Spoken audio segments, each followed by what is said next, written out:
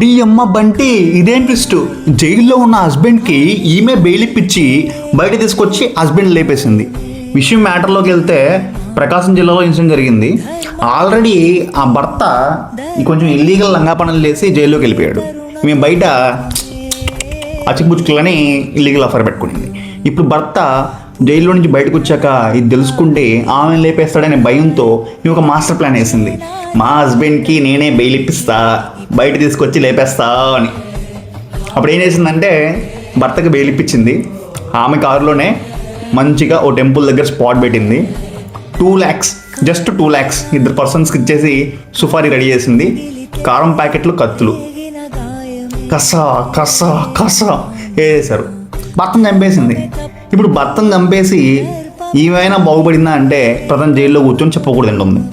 అది మ్యాటరు. మీకు ఈ భర్తలతో ఇలాంటి ఏమైనా గొడవలు ఏమైనా ఉంటే డైవర్స్ అనే ఒక ఆప్షన్ ఉంటుంది. చంపేదేమే పర్మనెంట్ సొల్యూషన్ కాదు.